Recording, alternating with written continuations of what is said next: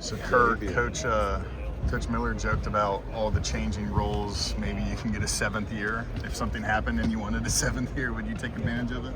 Yeah, for sure.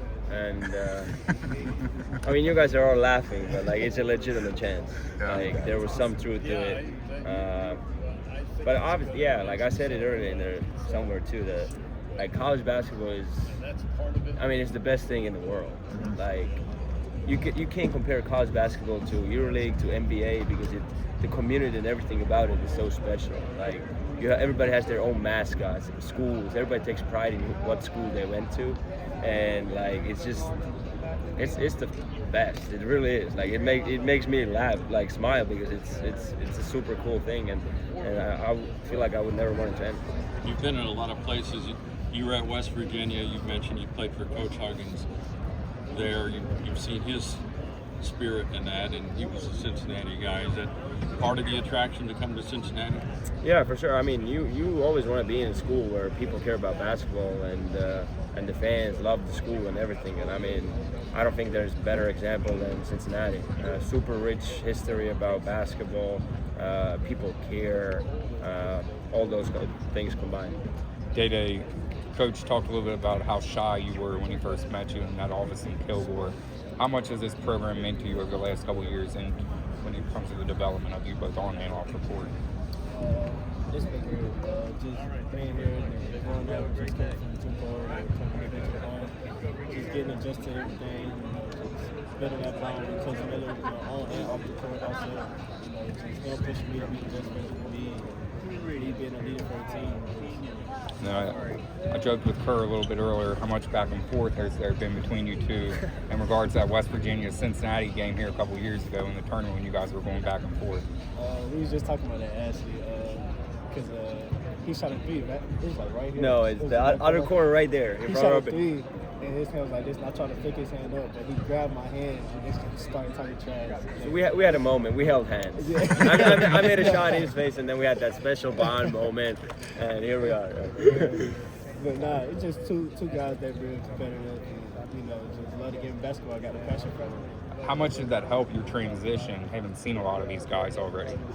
Sorry? How much did that help your transition, having seen some of these guys already? Yeah, it does help, because you know that they're like, what are they about? And obviously you're doing scouting, and they're saying, yeah, this dude winning plays, all that stuff. So obviously we've been around, so you start like remembering all that stuff. And like once I hit the portal, I mean, it was pretty easy decision for me in terms of when I knew that Day-Day is going to stay. Also, like you want to have a good kind of.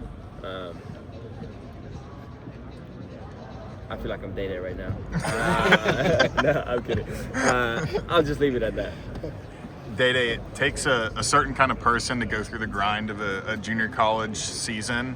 Does that time at Kilgore make you appreciate all the stuff that you get to take advantage of at Cincinnati, like massage chairs in the locker room and all that kind of stuff? I take advantage of everything at Cincinnati.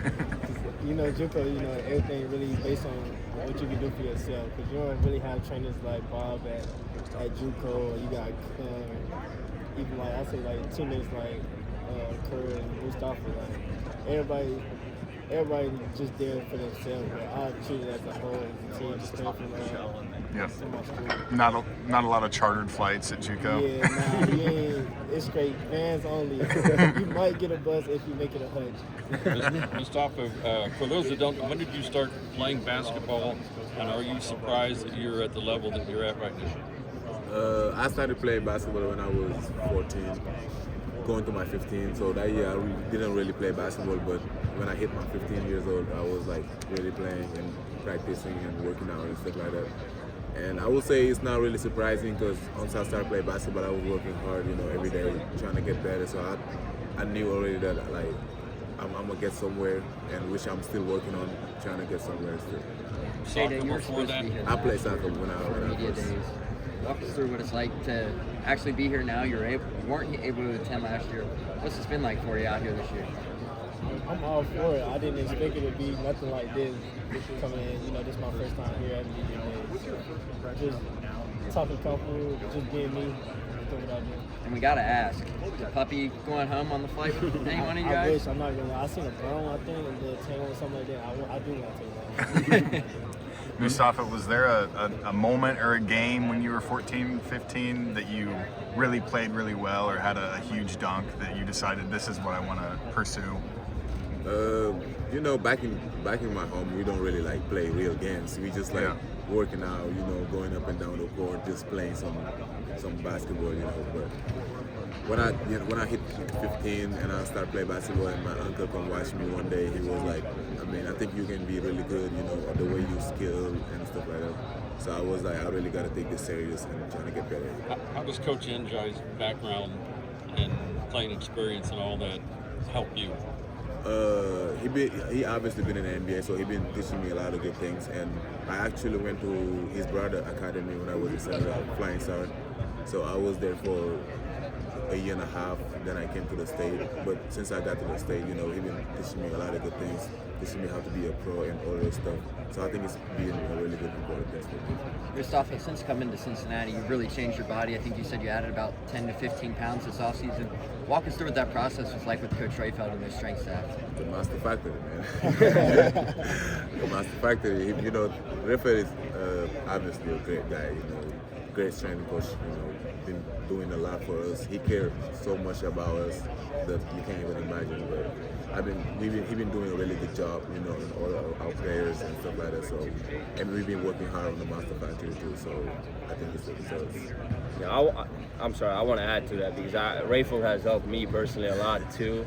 I know that he's probably seeing that stuff, so I want him to give his flowers. You know, I've been in 4 different schools, and I don't think there has been any better strength coach than Rayfeld. The way he approaches, the way he just knows his stuff. Like, I lost 9% body fat with like 3 months. Like, you know what I mean? Like, it's insane. Like, I was looking at the photos when I came to Cincy after injury, everything in May. I was fat, you know. I was, you know, my face, you know, everything. And I just a couple of days ago, I'm talking to him. We're looking and we're just laughing, like, you know. So I just want him to give his like he's elite, like elite.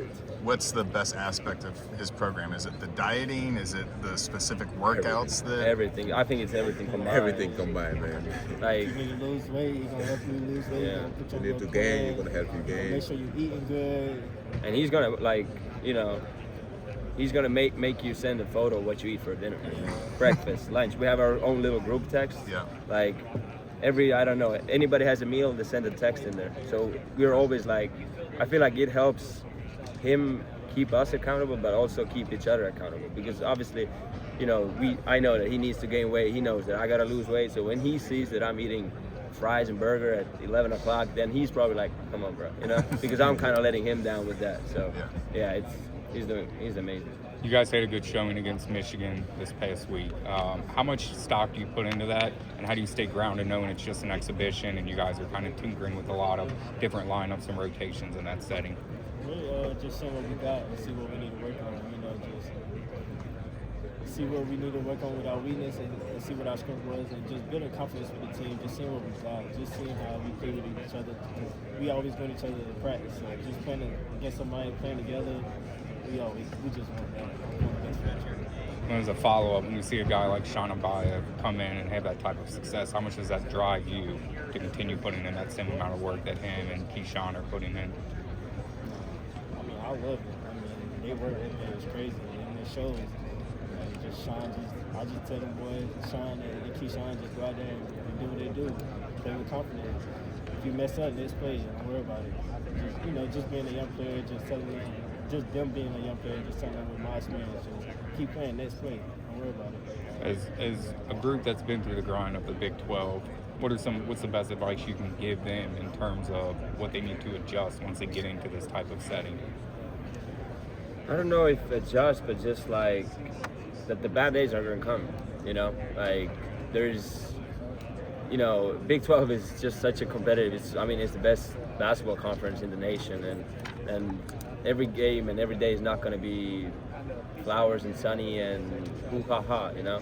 Like, there's gonna be rainy days, and just the way you approach after those rainy days, that you can't put your head down, you can't go away from the team, that's where the team has to even come more together, like as a group. So more like that stuff. Kerr, Cincinnati beat Xavier last year. They have not won at Xavier since before you were born. Is there anything you guys maybe have plans for? Well, there are records resolve to that? break them, right? What's that? There are records to break them. Right. So I mean, definitely we're gonna go in there, and but we're not thinking about that right now, you know. Well, I know, but Yeah. people like hearing about that stuff, even though it's a month away. It's, guys like us, we stir things up. One day at a time. We're trying to get better tomorrow than we were today, and obviously for the fans, and for us too, it's a big game. But we'll think about that when the time is right. Day-Day, I asked Coach West earlier about Kerr's defensive attitude, likes to talk trash, likes to be competitive, has that fierce competitor in him. Sincere is also a guy that is that same kind of way. Who has the bigger competitive edge and who talks the most trash between Kerr and Sincere? I don't know. That's a tough question because Kerr, he take a lot of charges. So when Kerr take a charge, he's going all out, screaming, smacking the ground. And Sincere, he do the same thing. So I don't know. That's tough. I don't really talk in practice. Like, No, he what up, said- Bruce? Hey, that's my guy from Arizona. I was gonna see if you remember me. Yeah, for Most sure. annoying reporter in Yeah, Arizona. no, that's fine. Somebody has to be. No, I'm just kidding. I'm just kidding. Well, go ahead. I'm sorry. But I don't really talk in practice. Like during the games, I get really amped up. But yeah. But I do add to that with Sincere that he's like, he's digging that. Like, Yeah, he gonna talk to you. yeah. How much does that rub off on you guys? Capitals. You need that. You gotta Yeah. push each other. Yep. Help us get better. You see him smack the floor the first time in fifth third.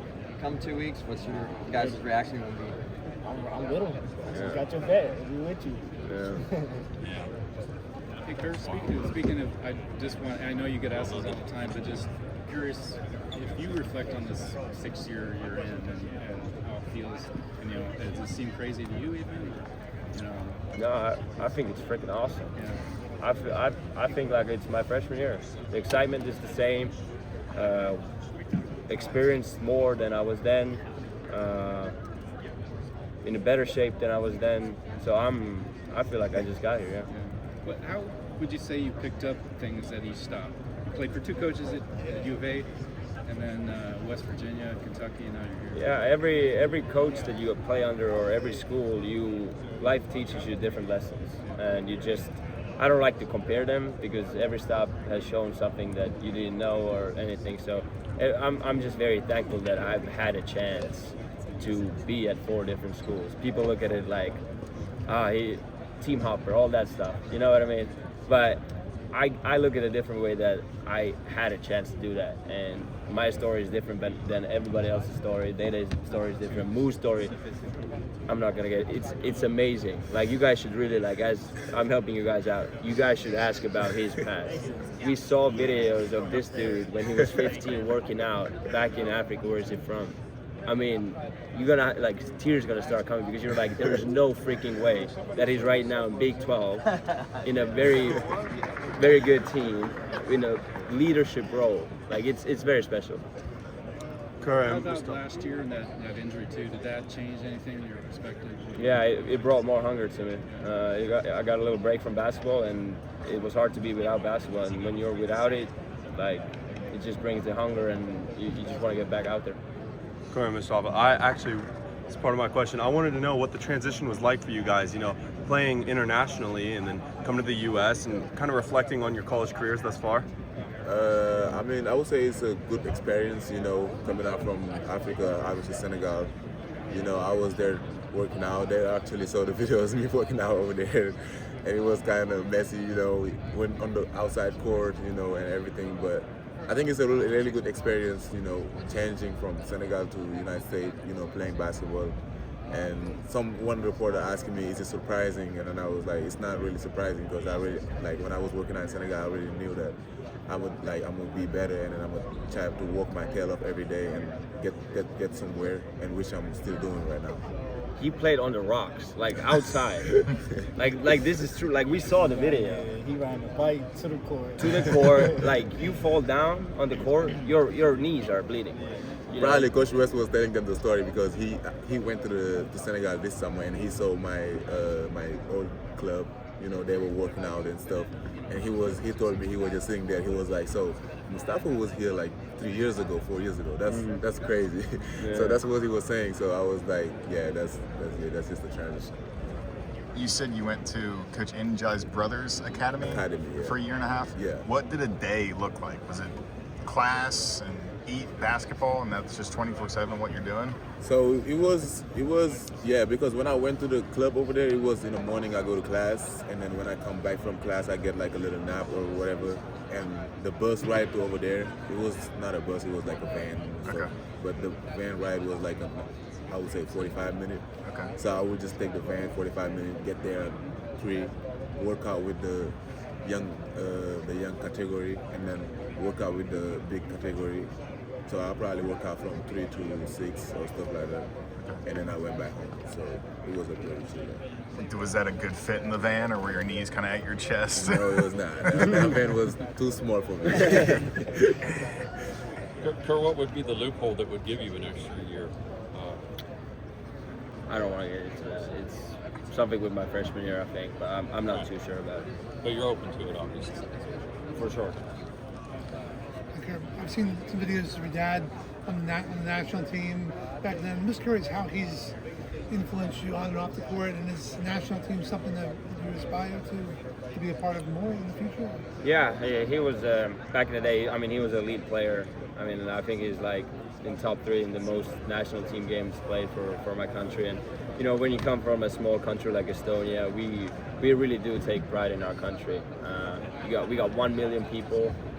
We got our own language, which is super rare for a tiny country like that. Just to get independence from, you know, now I'm going historical, but yeah. Anyways, he has set like a good foundation for me. How I always saw growing up, how he played and everything. So yeah. I know he named you this. You probably told the Steve Kerr story 100 times, but I'm just curious, have you ever actually had an ongoing relationship with Kerr? Yeah, I've personally met him a couple of times. He came down to Arizona one time, and then we had a couple games up in San Francisco. So we went to the game, and he actually spoke. Yeah. I believe, correct me if I'm wrong, but I believe you put Kerr on the back of your jersey. Is there a story behind that? I don't know. I just felt like putting my first name, and then I just kind of kept it. You know. Yeah. So that's what it's going to be this year?